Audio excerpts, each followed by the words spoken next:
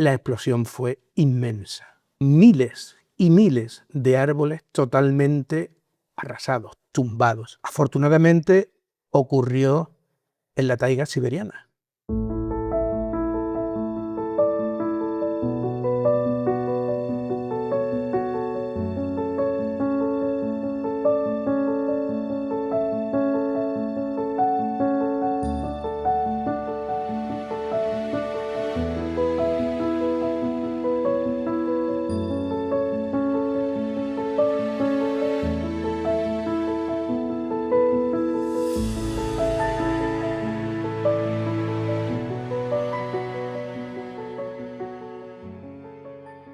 Estamos en La Linterna bajo el agua, un programa que vamos a hablar del misterio, pero de una forma totalmente diferente a lo que se ve y se escucha habitualmente. Y estamos con nuestro compañero Paco Meléndez, compañero de radio. ¿Qué tal? ¿Cómo estamos?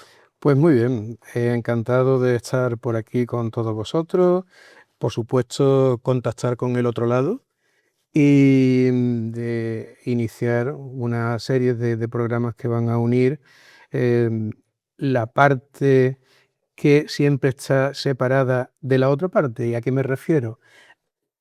El mundo del misterio no es creencia o ciencia, no es superstición o ciencia. Existe un punto que los une. ¿Cuándo?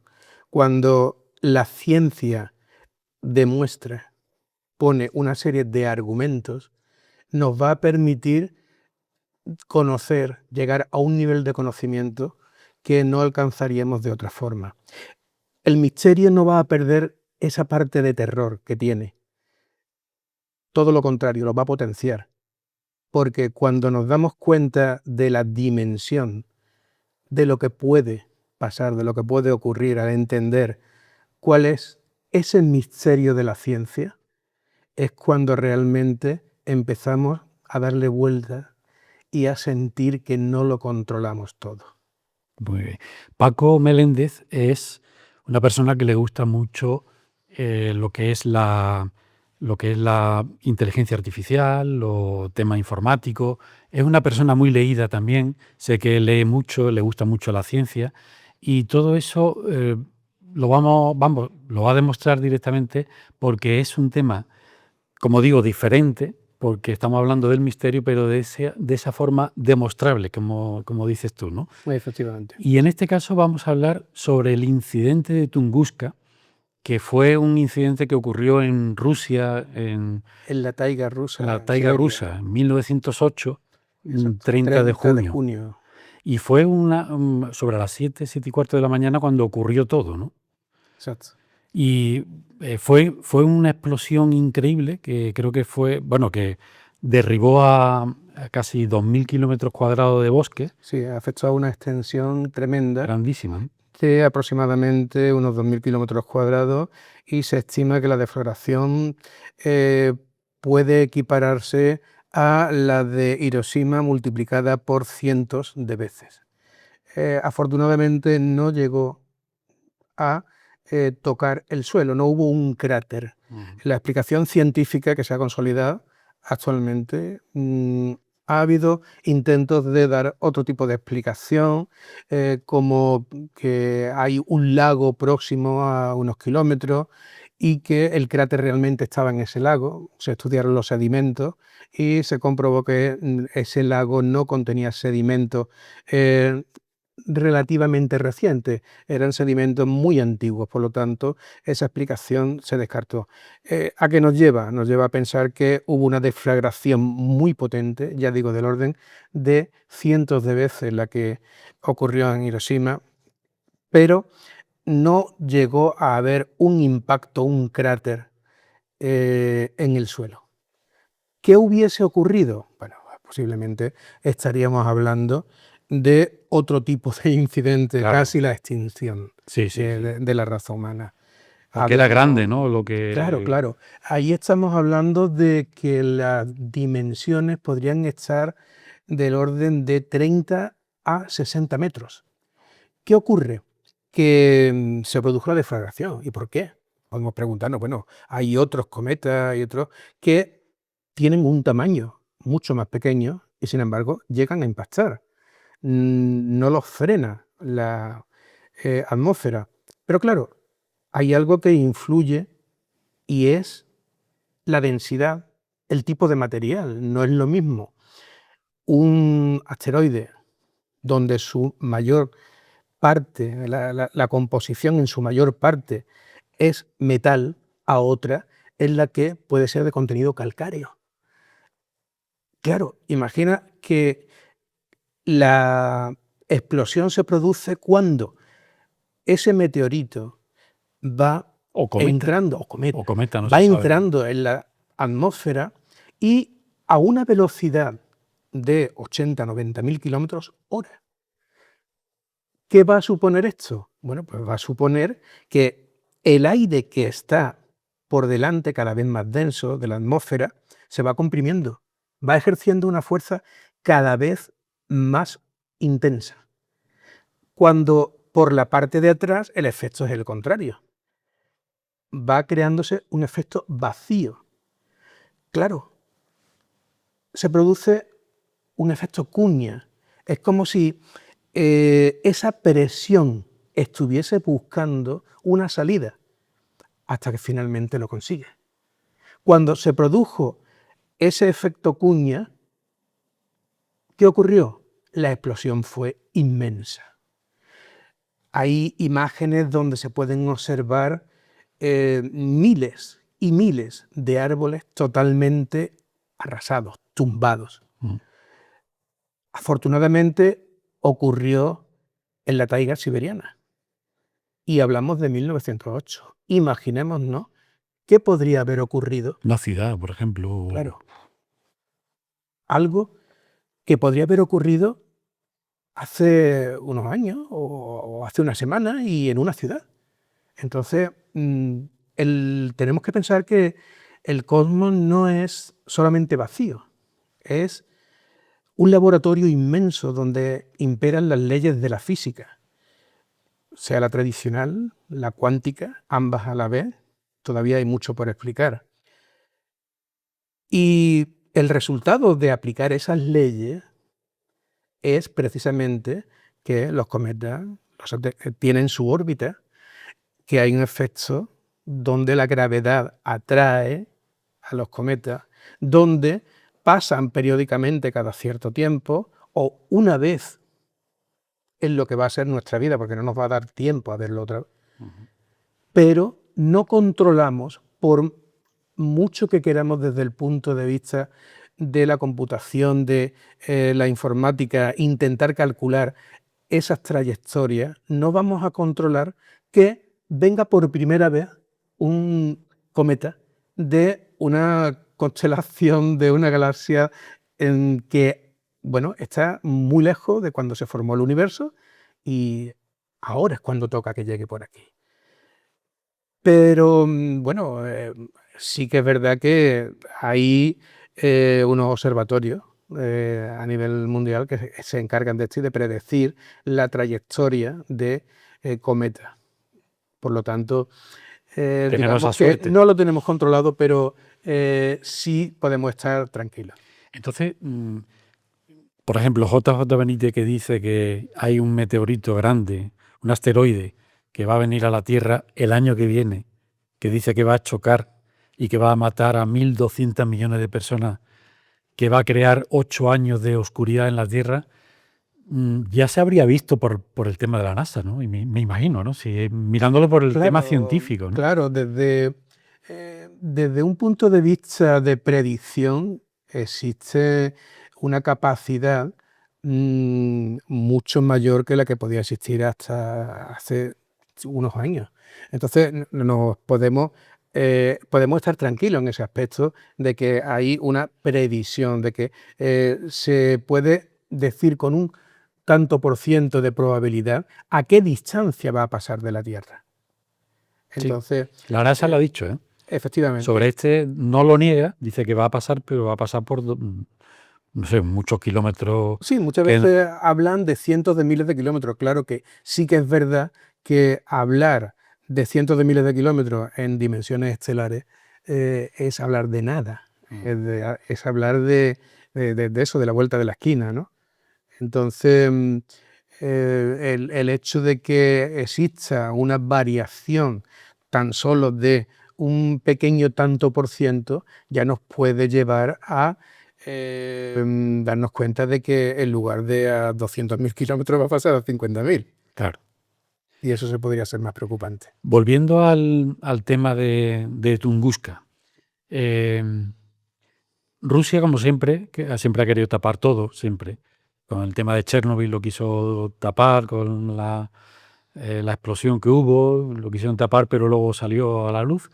En Tunguska también, porque creo que mandaron a una cuadrilla de científicos, pero 19 años después. Sí. Es decir, que realmente le daba igual aquello, ¿no?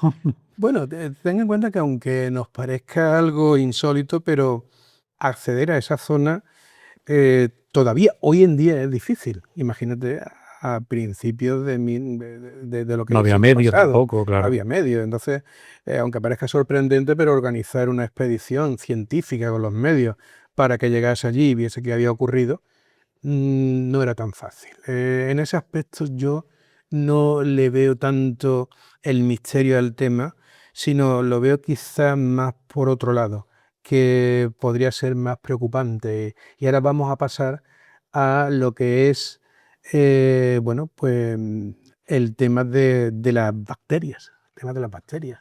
Claro, porque imagínate, el que cayó en Tunguska, vale, posiblemente va con roca volcánica, hielo, pero ¿y si lleva algo más? Si fuera, por ejemplo, ese meteorito un transporte.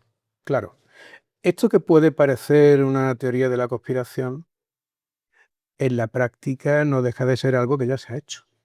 Tenemos, por ejemplo, la Estación Espacial Internacional, donde los científicos llevan mucho tiempo haciendo pruebas con bacterias. ¿Qué ocurre? Que esas bacterias, cuando se ven expuestas a radiaciones gamma, cuando se ven expuestas a una microgravedad, a unas temperaturas extremadamente bajas, empiezan a experimentar unas mutaciones. Por supuesto, muchas de ellas mueren, pero otras consiguen mutar Ujú. y de una forma acelerada. Que, Que aunque haya pasado un siglo, pueden estar vivas todavía por allí. supuesto, Ajá. podemos hablar de bacterias que pueden llevar criogenizadas prácticamente desde que se originó el universo. Y han estado viajando por el espacio. Pero, ¿qué hace diferentes esas bacterias de las que podemos encontrar en la Tierra? En la Tierra tenemos unas condiciones medioambientales a las que los organismos se adaptan. Existen efectivamente ciertas condiciones en lo que es el planeta Tierra que son extremas. Y podemos encontrar bacterias, superbacterias, a las que podemos llamar extremófilos, que van a resistir a temperaturas muy altas, que van a resistir a presiones muy altas, a la ausencia de oxígeno, a la ausencia de luz. Y estamos hablando de la Tierra. Ujú. Imaginemos lo que puede ocurrir en el espacio. El espacio donde encontramos radiaciones gamma, como he dicho antes, las temperaturas son próximas al cero absoluto, Ujú. donde no existe gravedad o la gravedad puede llegar a ser increíblemente grande. Es decir, las condiciones son las más extremas. ¿Qué ocurre en las bacterias según lo que se ha estado experimentando en la Estación Espacial Internacional? Bueno, se han comprobado que esas bacterias pasan a ser mucho más resistentes a los antibióticos. Ujú. Esas bacterias también van a desarrollar una capacidad de contagio mucho mayor, mucho más acelerada. Con lo cual estamos hablando de varias circunstancias que nos pueden llevar a pensar que son unos organismos que si entraran en contacto Claro, con porque el ser humano, podrían provocar, no sé, imagínate, cosas tremendas, necrosis acelerada, exacto. o podrían provocar una apropiación, como ocurre ya de hecho en algunas especies animales, una apropiación del sistema nervioso, donde el huésped pierde el control, bueno, toma el control. Y el inquilino, digamos que lo que hace es que pierde la sensación de voluntad o pierde la voluntad sobre su propio organismo. ¿De acuerdo? Entonces, esos efectos se podrían encontrar perfectamente cuando hablamos de estas bacterias. Y la pregunta es, ¿está dirigida? ¿Son envíos? ¿Son, por así decirlo, enviadas de alguna forma? Hay una teoría científica que se llama panspermia. Sí, es verdad. Se iba a preguntar ahora por ella. Claro. Entonces, la panspermia, que por cierto viene del griego antiguo, pan, Ujú, por todo sitio, y esperma, semilla. ujú. Entonces, quiere decir la semilla del todo o la semilla de todo, el origen de todo. ¿De acuerdo? Claro, la panspermia de alguna forma explica esto, cómo va viajando Ajá. por el espacio, cómo pueden estar criogenizadas dentro de lo que es el cometa y cómo entrando en la atmósfera puede llegar un momento en el que la parte exterior efectivamente sea incandescente, llegue a haber una explosión, pero quede un núcleo que finalmente permanezca inalterado y entre en contacto con la atmósfera tiempo después. De hecho, en el cine recordarás que hay películas tipo La Cosa, ¿no?, Sí, que adelanta esto. sí, sí. Y efectivamente, a mí cuando yo vi esa película se me pusieron los vellos de punta De lo que podría de pasar, lo que claro. podría ocurrir, efectivamente, porque Exacto. además que es un argumento científico muy sólido, Sí, que no se sí. puede descartar y que está ahí. O la guerra de los mundos, que es al revés, es que nos atacan a nosotros los alienígenas, pero en este caso son los microbios o bacterias de la Tierra, haciendo un spoiler de la película, pero yo creo que la ha visto ya todo el mundo, que son las que realmente terminan con los alienígenas en este caso, ¿no? Efectivamente, y la película creo que termina con una frase que más o menos era que el ser humano se había ganado su derecho a la existencia en la escala de la evolución, después de mm, muchísimos años, bueno, de miles y miles de años de lucha con virus y bacterias. Exacto. Pero nuestro organismo efectivamente ha estado luchando con las bacterias y los virus, Siempre. pero los que conocemos, ¿qué ocurre cuando entramos en contacto con un virus o una bacteria que es desconocido para nuestro sistema inmunológico? Si es ahora que estamos conociendo, bueno, la gripe española mató a 50 millones de personas, al final se va mutando siempre, pero se van consiguiendo vacunas. Coronavirus, hace poquito, ahora el antivirus, pero son siempre, como dices tú, bacterias de aquí, de la Tierra, y lo podemos combatir. Pero si nos viene de allí arriba, posiblemente pueda hasta acabar con la humanidad. Incluso hay virus y bacterias aquí en la Tierra para las que todavía no hay un remedio, ¿no? Entonces no hay que irse tan lejos, pero imagina una bacteria que haya sido capaz de viajar por el espacio próxima al cero absoluto, que haya estado en latencia durante miles o millones de años, que haya desarrollado una capa exterior capaz de aguantar las radiaciones gamma, que haya desarrollado unas proteínas que impidan la criogenización interna por esas temperaturas extremas. Si llegara a la Tierra y entrase en contacto con la atmósfera y el ser humano, ¿de qué sería capaz? Claro, podría acabar, es decir, con la humanidad. Efectivamente. Por eso digo No que, hay que ser tremendista, pero es no, no, verdad, no, de que puede ser. sin ser tremendista, pero es una posibilidad científica. Por eso comenté al principio que el hecho de que la ciencia explique algo, no quiere decir que lo despoje de su misterio. Simplemente ahora, cuando hemos empezado a hablar de este tema y nos damos cuenta de la dimensión y de que no controlamos en absoluto lo que puede ocurrir, es cuando ese terror, ese miedo, se dispara. Con lo cual, no es ya cuestión de ver fantasmas, es cuestión de ver evidencias. Y cuando vemos esas evidencias, nos damos cuenta de que la ciencia puede ser todavía mucho peor. Correcto.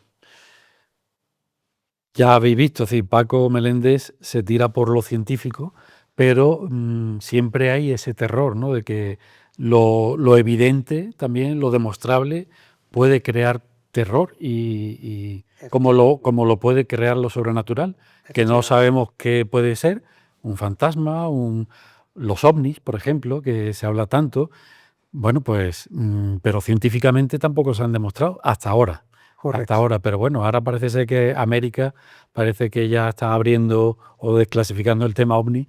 Esperemos que salgan. Cada vez se disponen A de la más luz. herramientas a nivel técnico, de mayor capacidad de procesamiento, de mejores cámaras, y todo lo que hace un tiempo, podríamos decir, era inexplicable, hoy en día puede tener una explicación científica. Obviamente no vamos a llegar a explicarlo todo, siempre vamos a encontrar algo donde nos quedemos pensando dónde encontrar una explicación, ¿de acuerdo? Pero eso cada vez se va reduciendo más.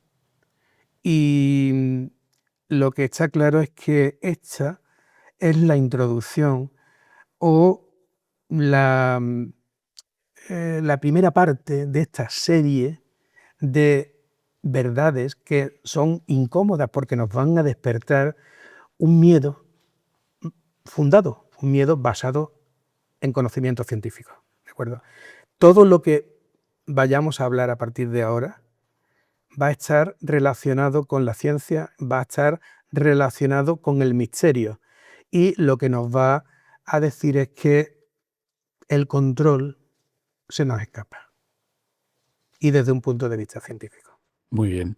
Pues Paco, ha sido un placer tenerte aquí, disfrutar de todos los conocimientos que nos vas a dar y imagino que también traerás invitados para el tema del misterio, de poder hablar de lo que te gusta a ti, pero también de lo más sobrenatural, ¿no?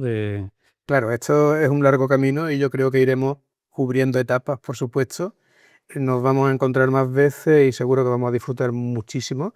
Y también al otro lado, por supuesto, Claro. de todo lo que es el misterio y de lo que es la ciencia. Muy bien. Y a vosotros que estáis viendo el podcast, pues yo os insto a que sigáis mirando el espacio, pero no con una cierta admiración, sino con muchísimo respeto, porque todavía tenemos muchas preguntas y no sabemos todavía lo que nos puede venir de las estrellas. Así que, como digo siempre, bueno, pues mirad las estrellas y siempre intentar buscar la parte científica, pero siempre con ese miedo latente que tenemos aquí en la Tierra.